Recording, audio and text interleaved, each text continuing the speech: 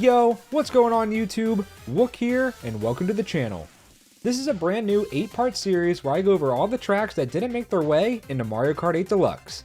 Each video will talk about the missing tracks from that particular Mario Kart game in order of appearance, starting with Super Mario Kart and ending with Mario Kart Tour. First, just a reminder that I'll be doing a giveaway once the channel hits 2,000 subscribers for a $20 Nintendo eShop card. So that means to join the giveaway, all you have to do is be subscribed. Now let's get on with the video. Mario Kart 7, released in December 2011 for the Nintendo 3DS. Mario Kart 7 brought us two new main features, which are gliding and underwater driving. This allows racers to glide through the air and race in underwater sections of both new and old tracks. You also have more kart customization and having some parts be unlockable by collecting coins during races. This game also goes back to having the traditional 8 driver races instead of 12 racers. Now that we got some history out of the way, let's talk about which tracks didn't make it in to Mario Kart 8 Deluxe. Starting with Daisy Hills. I honestly really love this track and the overall relaxing vibes it brought. The course's name refers to Princess Daisy, but also refers to the flowers decorating all the scenery. The course itself is located in a village surrounded by green hills, mountains, and fields with flowers, and there are goats that appear as obstacles in some parts of the course. I wouldn't be surprised if this track comes back in the next game. Next is Cheep Lagoon. This course is the first to include a race underwater, which makes me shocked that this wasn't included 8 Deluxe for that reason. It has some history to it. As the name states, you race in a lagoon with Cheeps everywhere. I'm going to assume with Cheep Beach making it in, that's the reason we didn't see this track. Up next is Guy Bazaar. This is one of my favorite tracks in 7. You race in a nighttime Arabian-themed bazaar around a Shy Guy town. I've always loved nighttime tracks, and Shy Guys are one of my favorite Mario characters. This course was just always a blast to race on, and I really hope we get to see it brought back in full glory in the next Mario Kart game. Now on to Woohoo Loop.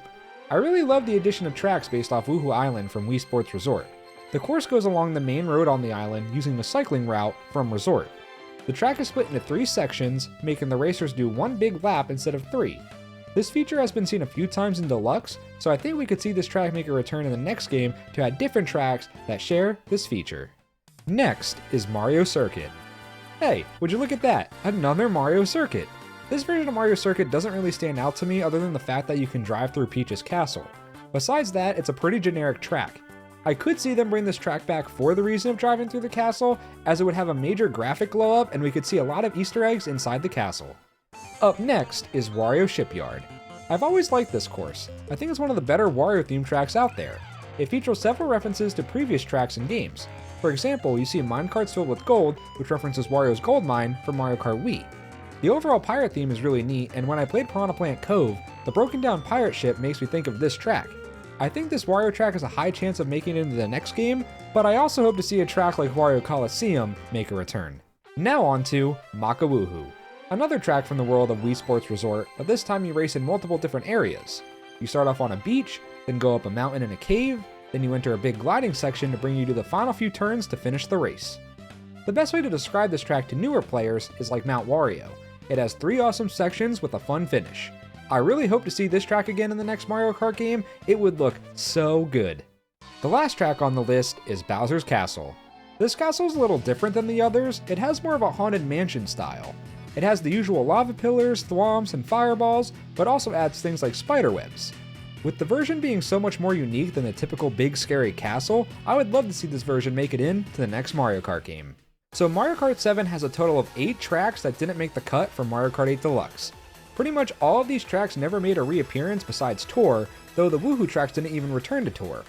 I believe we could see most of these tracks, if not all of them, in the next game.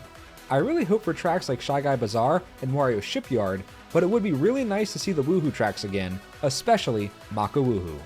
I hope you enjoyed the video. Don't forget to like and subscribe. Leave a comment down below on which of these tracks you wish made it into Deluxe. As always, hope to see you in the next video. Wook out.